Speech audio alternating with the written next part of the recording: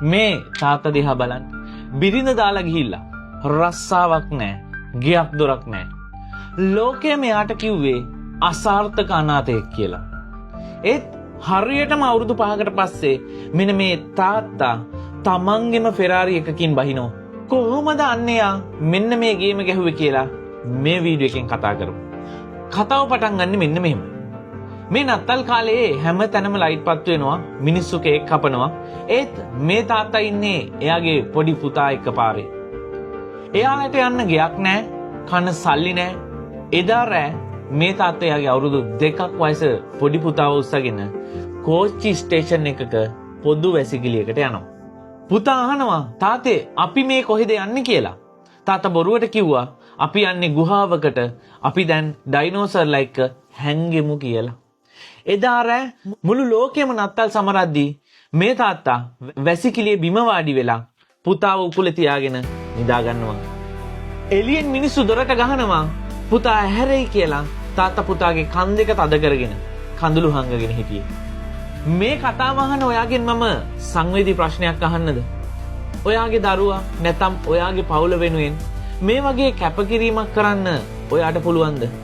ගොඩක් අය පොඩි ප්‍රශ්නයක් ආවමත් මට බෑ කියලා පවුල අතාරිනවා. ඒත් නියම මිනිස්සෙක් කියන්නේ තමන්ගේ පවුල වෙනුවෙන් ඕනම දුකක් විඳින්න පුළුවන් කෙනෙක්ට. ඔයා පවුල වෙනුවෙන් ඕනම දෙයකට මුහුණ දෙන්න සූදානම් කෙනෙක් නම් පහලින් ෆැමිලි ෆස්ට් කියලා කමෙන්ට් එකක් දාන්න. හරි අපි බලමු ෆෙරාරි එක ගත්තේ කොහොමද කියලා එහෙනම්. එදා රෑ තීරණයක් ගත්තා මගේ පුතාට කවදාවත් මම මෙහෙම ඉන්න දෙන්නේ නැහැ කියලා. එයා දවල්ට ෂෙයා මාකට් එකේ ඉගෙන ගත්තා. හවසට පාරේ බඩු විකුණනවා.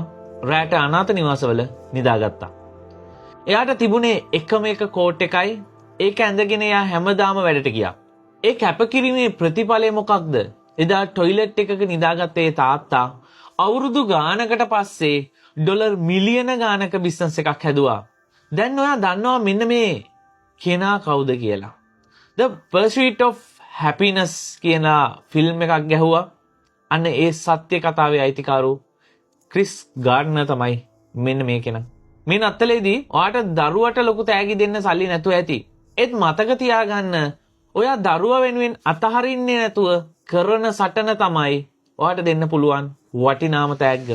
මේක දරුවෝ නැති කෙනෙකුට උනත් අතිශය වටිනවා. මොකද තමන්ගේ ලයිෆ් එකේ ඉස්සරහට ගේන්න, තමන්ගේ ෆැමිලි එක ඉස්සරහට ගේන්න ඔයා මේ අතහැරින්න නැතුව ගහන ගේම, මේ අතහැරින්න නැතුව අල්ලගෙන ඉන්න මේ හයියම තමයි ඔයාට දෙන්න පුළුවන් සුපිරිම තෑග්ග.